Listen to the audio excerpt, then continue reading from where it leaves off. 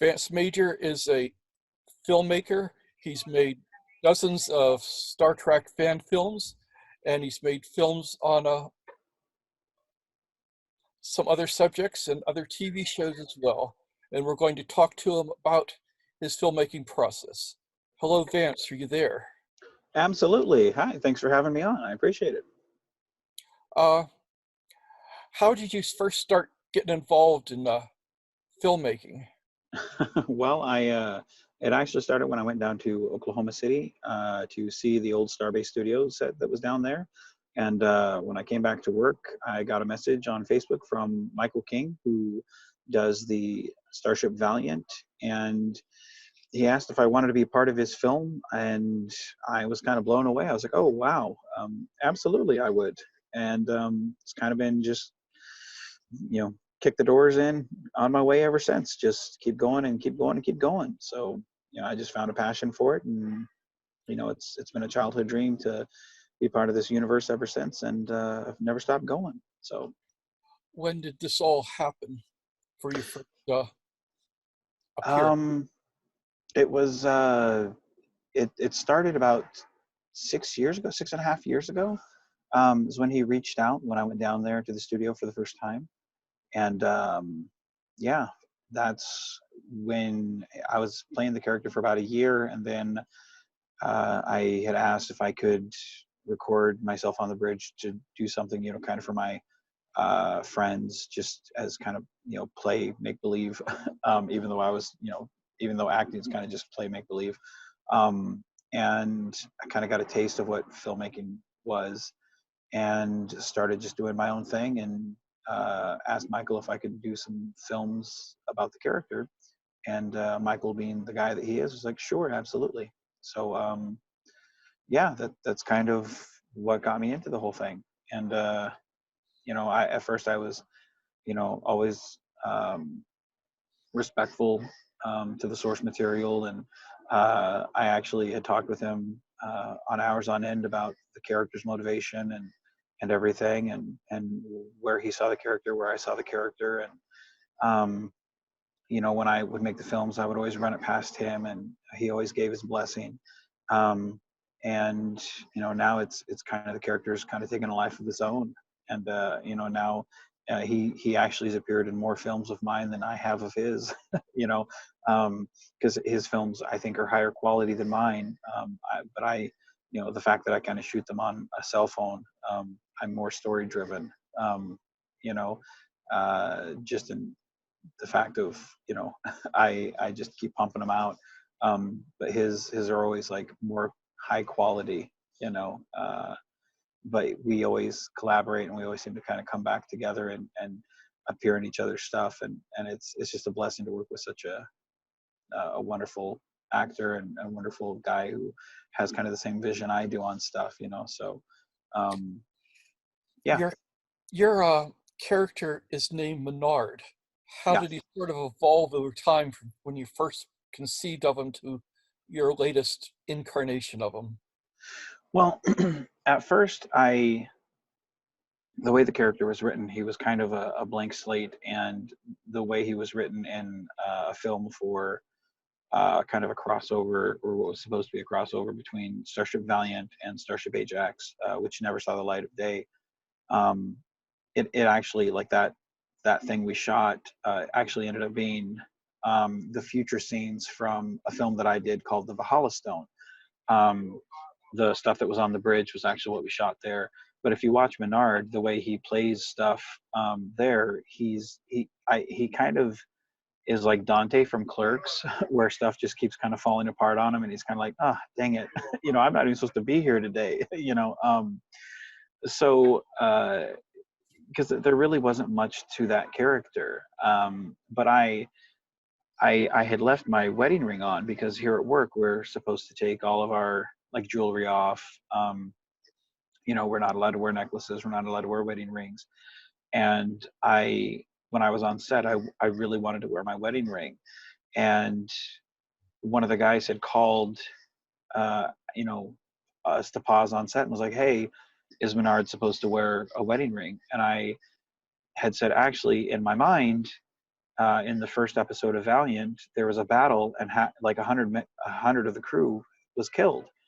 And in my mind, Menard lost his wife, and a lot of times people, when they lose their spouse, they can't take their wedding ring off, and that's part of, like, they throw themselves into their work, and this is Menard's way of coping. And Michael loved that idea so much, he was like, yeah, let's keep that.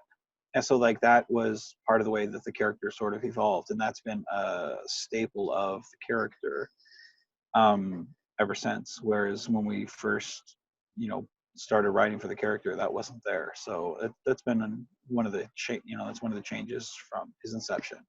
So Okay. Menard was originally an engineer, mhm. or was he originally a captain? Yeah, Uh, yeah. Go ahead. I don't know what I'm trying to say. Oh, well, he got a crystal because one of the things I wanted to do was play. It's, I think, every Trekkie's dream to just wear different costumes and kind of take the pictures and kind of cosplay and fantasize. Um, but having access to the sets and having access to materials that others don't. I can not only fantasize, I can actually do that. So one of the things I wanted to do was tell a story of Menard at Wolf 359. Um, Sadly, I don't have a Galaxy class bridge or a Defiant class bridge. I still have access to a Constitution class bridge. So I was like, okay, what story can I tell? And I remembered the reference in Relics that Picard says, yeah, he went to a museum ship, of a Constitution class ship. And I was like, yeah, I can use that. I can use that idea here, to where a Constitution class ship, like, we're going to use that kind of like Battlestar Galactica. It's an old ship. We've got to get out of Dodge. We've got to run from the Borg. What if the Federation, because at that moment in history, when the Borg is attacking Wolf 359, we don't know anything about what's going to happen. So what if we use that, and that's Menard's way of, being in a next generation outfit, having the Borg on screen, Menard against the Borg, it's limited in what I could do, but it's still my way of doing that. And that became really popular with people, that I, made more adventures of that crew and that ship and whatnot. And I had to tell a way to, how am I going to get him there? Because people were asking, is that Menard's grandson? Is that, an alternate version of Menard? Like, how is he alive? So I had to tell a story of, how is he alive? So I made a crystal called quadlithium, to tell the story of, Menard doesn't age. It's kind of this thing that keeps him young, so that it would kind of be, it's kind of my storytelling. It's my cheat. If he needs to go to another universe, quadlithium. If he needs to get visions, quadlithium. If whatever he needs to do, we'll just quadlithium reference. Oh, okay, now we can keep going. It's kind of like the Tears of the Prophets in DS9. It's whatever they need, story purposes. Here we go. So that was my way to do that. So yeah, so that's how I went from engineer to captain. So A lot of your episodes are shot in in a field or in a forest or mhm. in a room, just talking on a screen with someone. Yeah. I always liked that about your films, is you had minimal amounts of props in those films, aside from like your handgun and your uniform. Right. That was showed a lot of creativity. Well, the thing is, like, we go through our daily life, and it's like, a lot of the times, it's like it's like, how many times do you go through your day and you're walking through your front room talking on your phone with, somebody that you know? And the equivalent of that in the 24th century or 23rd century is them talking on their comm box, or the view screen. And the thing is, like, I don't have actors that I pay. Like, none of us make any type of money. The only time we fundraise for anything is like if we need new uniforms, and it's very seldom that we actually do fundraise for something. So, I mean, it would probably be more accurate to say low budget productions instead of no budget productions. But I mean, given the fact that we've made over 70 films on, I think like $2,000 or $2,500 or something like that, you know, I mean, it's pennies for the dollar basically, you know. So I mean, you're getting a huge amount of product for little to nothing. But it's one of those things where, like, you know, I've had people that are in England who filmed for me, where if anybody wants to make a film or be part of a fan film, I don't really turn anybody away. My only requirement is, hey, record yourself. Here's the position I need you from, which is basically, you know, Starfleet standard, you know, mid chest to head, you know, kind of shoulders apart, you know, basically view screen how they appear on their view screen, and record yourself. And then here's the lines. Google Drive it to me so I can download it, and then I'll have my editors edit everything in. You know, I'm very easy to work with. You know, you don't have to have a uniform. You know, I'll just write that into the story, or if it's, you know, the situation, you know, it's like, maybe they're you know, maybe it's a distress call that I put you in, or maybe they're on vacation, you know, or maybe, you know, to me, it's like those things don't matter because real world circumstances all the time. Just because I'm part of Starfleet doesn't mean I'm always in a Starfleet uniform, you know, and that's, you know, real world happens even in no matter what century you're in, you know. And so I try to keep it real with my films. To me, it's those things are just window dressing. It's all about the story. So to me, it's like it's always going to be kind of like it was for Kevin Smith's Clerks, where two people walk into frame, they have a conversation, one person leaves, you know, and that's kind of like my films. If you watch my films, 9 times out of 10, that's kind of how a scene will go. You know, I'm very predictable in what I do, but you know, I think for me, what I do, it's pretty efficient. You know, because the characters come across as very real. You know, so You had a son about 3 years ago. How did having a kid affect your filmmaking? it's opened it up. Like I love I love filming with Royce. He's I initially was gonna stop when Royce was born because I wanted to focus on being a father. And there was such a clamoring for me to come back. I was only gone for like maybe 6 months. And my last film was with him, because I was Menard kind of accepting responsibility of, hey, this kid has nobody. You know, if I've found him on this planet, you know, he's got nobody. He's going to get lost in the system. I don't want him to grow up like I did. So it was very appropriate for the what I was going through at the time. Of I don't want my son to actually grow up like I did, and you know, I want to focus on my son, and I want to put him first. But enough people came forward and said, look, we'll help you. You know, don't worry about, real world comes first, like you've always said. So I was like, oh. So and that's the thing, like I've really kept that up. And the thing about it is, like, I've continued to film with my son, and he's loved it. Like the past film that I've done, Sinking, he actually held like the ready room that I'm in, that I've built out of cardboard, and him and I painted together, and he actually cut the window out. uh, he held the flashlight because the ready room is damaged, and he actually held the flashlight because the lights shut off in my den so that it would be dark, and he held the flashlight on me. And it was funny because a couple times I had to tell him, shh, daddy's filming, daddy's filming. And a couple times when I'd be like, okay, and cut, I think we're good, he would tell me, shh, you're filming. I'm like, that's cute. And he actually helped me. He saw me make fake blood because he's helped me on one of my zombie films before. Um, and none of my stuff's like grotesque, so it's nothing that would be inappropriate for a 3-year-old. But he knows how to make fake blood, which is chocolate syrup and red food coloring. So he helped me apply that on, and he had a blast. And when we saw the film in its edited form, and he saw me, kind of bloodied up with the, in the ready room, he was like, oh, chocolate syrup. And I was like, yep, that's right, son. So it's one of those things where it's like I get to share these experiences with my son. And like I said, he's been now with me, I think, on maybe 8 films. And the last film that we shot, which will be the upcoming film Much Afraid, there's a dream sequence where Menard's running in the front yard with his son, kind of playing tag or chasing. But it's a real father-son moment that Menard is kind of daydreaming about or dreaming about.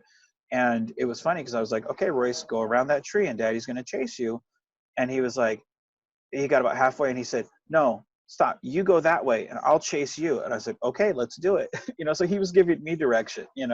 Um, and it came out very charming, that scene did, and it's because it was real, me and my boy just playing, and that's all it really has been. So me having my son, it's just expanded what I love to already do, and I'm seeing him do something that I love to do, because he goes every time I go to film on set.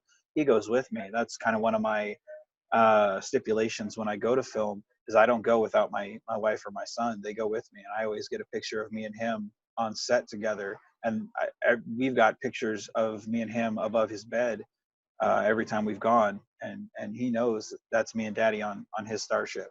And he's got a 1701. He's got a 1701 that he knows is Daddy's ship. So I mean, that's me and his bond. So Uh, just like in the original series, what was Balance of Terror, you have a mirror universe in yours, yeah. and an evil Menard. Do you Mhm. did you enjoy playing the evil version of your Menard character?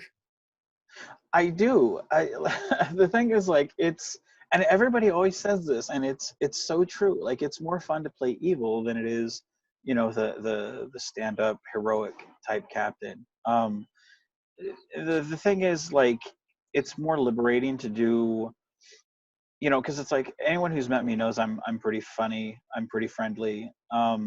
Like, I love to tell jokes. I mean, I don't know if I'm necessarily funny, but I love to have a good sense of humor. And I love to be around people who love to tell jokes. And to be that character, who's always one step ahead, and he's always trying to, like, I wouldn't want to be around the guy. And it's such a compliment when people, they watch it and they're like, dude, that character scared the hell out of me. Um, like, that's a huge compliment, because it's so not me, and that's a sign of, like, I mean, 'cause I can honestly say, like, I about 85 to 90% of the Menard character is me. It's what I would do in a real situation, and a lot of the situations that I've written are inspired from my real life. They just have a Star Trek wrapper, so it's not hard to play Menard, because a lot of the dialogue, the inflictions are me. Like, it's not really acting; it's just me. Um, but when I play Minard, which is my mirror universe counterpart, like, that's not me. So it's a lot of fun to kind of stretch and say that to me is more acting than playing Menard. So it is a lot of fun. And then, like I said, when you get the compliments of, like, dude, that really scared me, that was terrifying, I'm like, that's, thank you. That's the point. So I look forward to seeing, I know where the story arc is going. Like, once the sky stops falling with the current situation the world is in, and we're allowed to go back to the studio, I know where we're going, and the current crew, they've heard the story, they know the script, they're all excited as well. Once we're able to tell that story, I think the fans will be like, man, this story arc was worth the wait. And I hope we're able to present them something that they walk away with and are satisfied. Because I think that's one thing about the Constar Chronicles, because we released 51 films in December, of just the TNG stuff. And I think that was one thing they all walked away with, was you have so many different characters that are just rich characters. It wasn't all about Menard. It was, man, Menard's there, but man, I like that guy, or man, I like that character. It wasn't just Menard. It was so many different characters, kind of like a fan film version of DS9. So I hope we're able to tell a satisfying story and something that wraps up the Mirror Menard. So Your spaceship is Pawn Star. How did you come up with that name for a spaceship? just like with the Menard character name. Um, hold on just one second. Certainly. Oh, sorry, one of my coworkers is walking through. Uh, the Constar name it's just like with the Menard character name. When we were kids, my two best friends and I, we would play Star Trek, and the Constar was just the ship that we named our ship, so that's what we would play as kids, and that's where we came up with it. You've done a few other films that aren't Star Trek. You did some zombie movies, zombie films, and you did parodies of a couple other or episodes of a couple other science fiction shows, didn't you? I did an Orville fan film, which was the very first one that was done, and this was 2 years ago, maybe 2.5 years ago, about 2.5 years ago. I couldn't think of the No. name of it. I'm sorry. This Oh, might what's that now? I couldn't think of the name of it. I was trying and trying and trying. It just wouldn't come out. Orville. I could see all the people Yeah. there, but the name wouldn't come out. That's okay. Yeah, that was called the Marianas Trench, and yeah, so I did an Orville fan film, um, and then I did 3 zombie films. I finally just wrapped up that trilogy, and then I've done a superhero film, which it's more of a vigilante, like a low to no budget vigilante film. Like there's no superpowers or nothing. It's more of like an urban Batman-esque type character. Because I really try to keep a lot of my independent stuff grounded. Like no special effects in my stuff. Like I don't really get into that. Because like the way I see it is like the more you leave to the imagination, the better. Because like when you watch the movie Alien, like you don't see a lot of the Alien, so a lot of it's left up to your imagination. And the more you can do that and leave it up to the audience to fill in the gaps, like that to me is more creepy and it's better storytelling than as if you show full-fledged CGI horrific ghosts, and to me it just takes you out of that moment. So to me I leave a lot of stuff up to the audience to fill in the gaps, and to me I resort more of storytelling and reactionary shots. But let's see, I've produced a Christian film. um, I've produced kind of a kind of a horror film called Hidden Fear, um, and then I've acted in a independent film called Coworkers. So I get around. So yeah, I've done more than just Star Trek, and then I've done a couple of audio things, audio voiceovers. So Chronicle is one of them. That's more recently that I've done. So yeah, I've done quite a few stuff besides just Constar stuff. And your zombie one was the Dead Inside trilogy. Is that it? Yes, yeah, the Dead Inside trilogy. And it was those films are Dead Inside, um, Corner of Longview, and then Voice of the Dead. So If people want to see your films, what's your YouTube channel?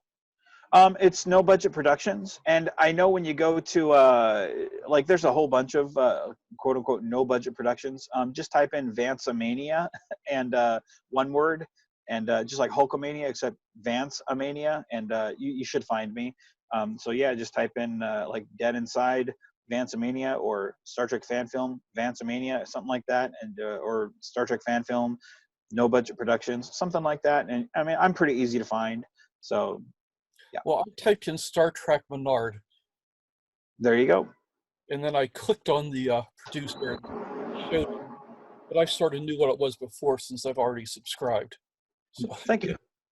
uh, Yeah, if you just type in Menard fan film or Star Trek Menard, like you should be able to find it that way pretty easy. I would assume because I don't think there's too much that says Menard. So or just Constar, that too, Star Trek Constar or something, like just something like that with those keywords. You should be able to find it pretty easy. So So, how long do you see yourself continuing to make Star Trek films? oh Lord, if my Forever? wife had her way, I'd be done. I was supposed to have stopped several times. I'm currently working with, well, when I go back to like when the sky stops falling, I have 6 films for Constar concludes, and once that's done, like the Constar stuff, I'm done. Now, of course, my cast and crew, have the free green light to write whatever they want. Um, and of course, I'll look it over to make sure it doesn't break continuity with stuff. Because I want to make sure that we're not having, I don't want them to, write the XO, transporting down to the planet and shooting up the place. I want to make sure we're not breaking continuity and writing characters out of norm. But I pretty much encourage all of them. Hey, do your own thing, and we do have one of the people doing their own spinoff of the Constar stuff called Starship Artemage. So I do encourage those things, and I'm still staying behind the scenes and helping them out. Because we do have kind of a close knit group of people that do work together and help each other out. Um, and I am going to continue working with George Cayenne, who's done Starship Antilles, and he's been doing fan films since the '90s. He was using like those old VHS tapes, that they used to use, back before they had the internet and everything, and back before anybody was even paying attention to anything. So that dude's a legend. But him and I are working on about maybe 3 films, I think, at the moment. So it's one of those things where it's like if somebody asks for help on something, I'll never turn them away. So I don't really think I'll ever fully be done. Um, but realistically, like I only have a certain amount of stories that I feel need to be told, and then I'm kind of done. So for me personally, I have about 6 personal stories that I feel need to be told, and then the 3 with George, um, and then kind of done. But and then I'm working with the Avalon universe on their stuff. So yeah, I don't think I'm ever going to be done realistically. So, you know, yeah, sky's the limit, man. You mentioned it briefly before that what, but say again, what kind of equipment are you using on set to shoot your films? My cell phone. That's that's it. That's it? Just your cell phone? Any microphones? I sometimes, um, and I don't do it often. I have a mic that Jason Spriggs from Mr. Raygun Media. He sent me 2 microphones. I still have one. One got damaged, um, but I still have one, and I take absolute care of it because it came in so handy when it was super windy outside, um, and it's such a help. But I don't use it very often because I'm always afraid I'm going to break it again. Um, but I have a tripod that I use. It's a short tripod, but it's also so handy because I don't have to sit there and figure out, okay, I got to place this phone in a tree somewhere so I can shoot something. It's nice to have that. So those are the only 2 accessories that I use. I'd say I use the tripod a lot more than I use the microphone, because I just don't care enough to use the microphone as much. Um, Not when I'm shooting like on set or something. My phone's microphone is usually good enough, but if it's windy or if there's something that's we got a lot of noise outside, like I'll grab my microphone. So it really just depends on the situation. But outside that, just my cell phone. Um, Everything else is kind of just done in post, but usually I kind of leave myself looking a little raw because it's one of those things where it's like if I try to look too fancy, that's when you run the risk of taking yourself too seriously, and then I'm not interested in that. I'm more interested in, let's just tell the story, shoot it and go. So Well, there's a lot of filmmakers that are just shooting on cell phones now. Like, what is it? Steve Sonderberg shot 2 feature films on a cell phone, and he's a Academy Award winning cinematographer. So you're in good company there. Well, it's funny because like when I first, to bring up to go back to the when I wanted to shoot on the bridge for the first time, one of the people who I had asked, hey, can I shoot at my station, real quick? They're like, well, what are you going to shoot with? And I was like, well, just my cell phone. They're like, well, you can't do that, because I have a camera. Look at this camera, and they showed me like their $1,000 camera and all the buttons and features and all that, and they were kind of putting me underneath their thumb. And when they left the bridge, I was like, yeah, screw that, I'm going to do it anyway. Because to me, it's like I've never been interested in the fancy schmancy stuff, and not to be mean or nothing, but they still haven't made a film, and it's been 5 years since that happened. And here I am, showing anybody, hey, you can do what I do. I'm not that special. So, I encourage you, go make your films, go, make your mistakes, see what works and see what doesn't work, and then go make some more, so, fail upwards, you know. Well, you should use the kind of equipment that's appropriate for what you're doing. And for a lot of stuff you're doing, a cell phone seems to be an appropriate type of gear for you to be using. Yeah, well, a lot of times people think, because they've bought a camera that makes them a filmmaker.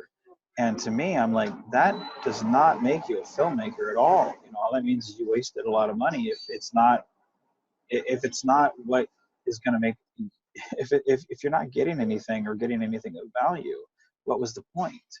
And me, I money doesn't really mean much of anything to me. Time is more important than money, and I don't like to waste my time. So to me, it's like I'd rather just use my cell phone because I can upload this shit direct. Pardon me, I didn't mean to swear. Um, I can upload the stuff to Google Drive automatically. I can transfer it to my editor. It's it's perfect for what I'm using it for. So, and again, it helps me from taking myself too seriously. You know. Yeah, some of the advantages people said about the cell phone is if you're doing a movie, you can get a lot closer to the people.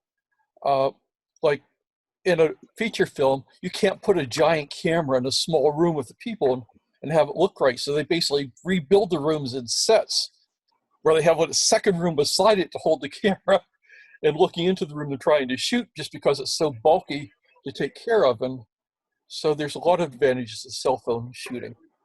Yeah, it definitely changes things when you don't have to worry about the bulkiness of certain things.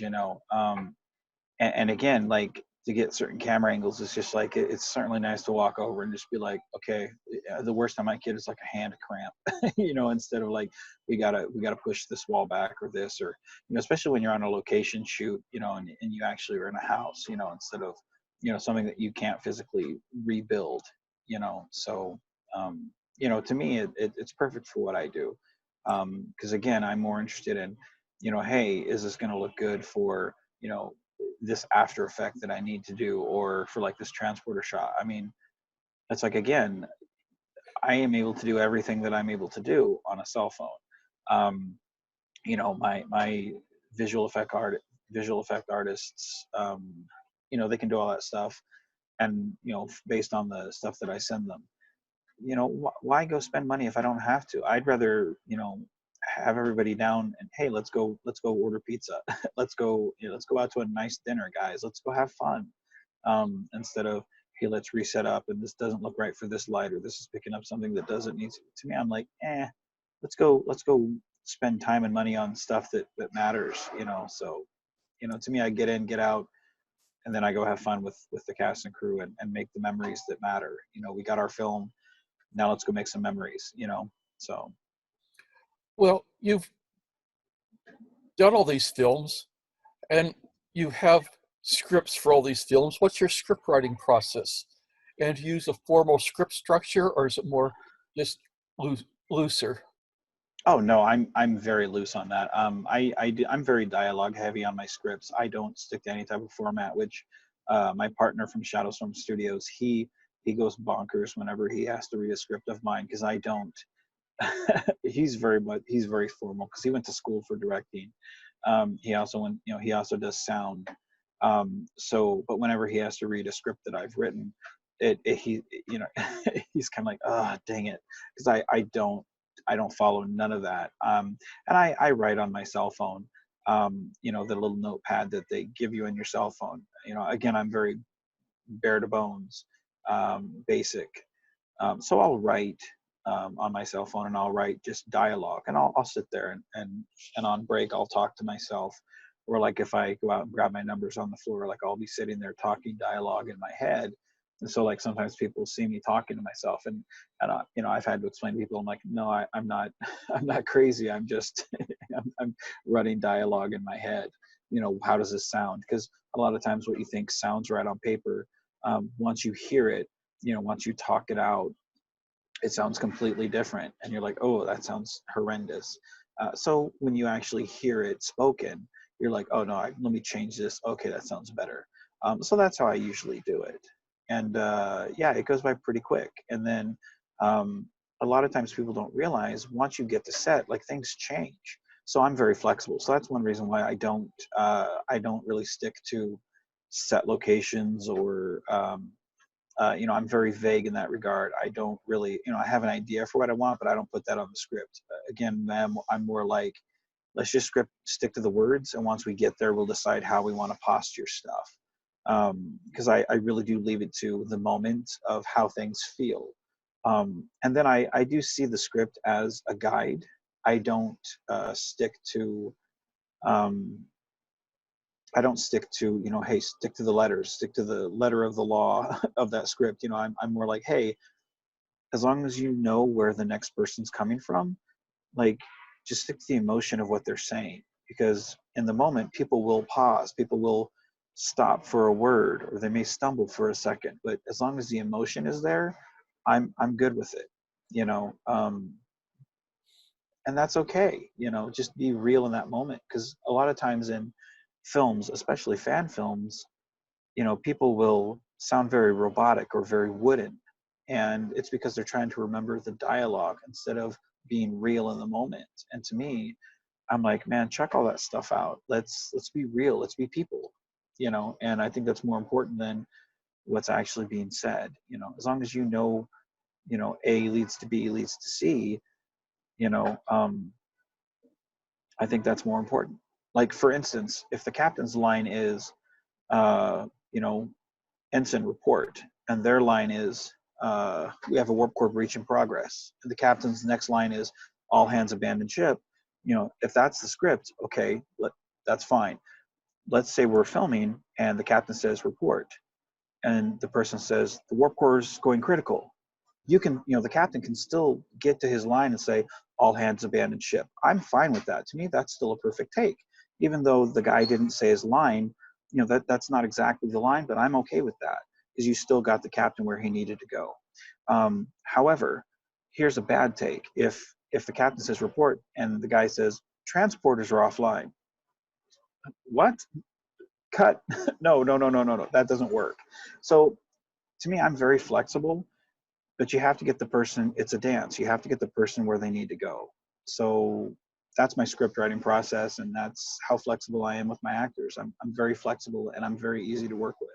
So to me, it's all a dance of several moving parts. So Yes, yes, it is. Is there something you'd like to tell the listeners before we close up this interview? well, there's a lot of people out there that are going to tell you what their interpretation is and what worked for them. But like I said earlier, go out there and make your mistakes and fail upwards. Just keep going and find out what works for you.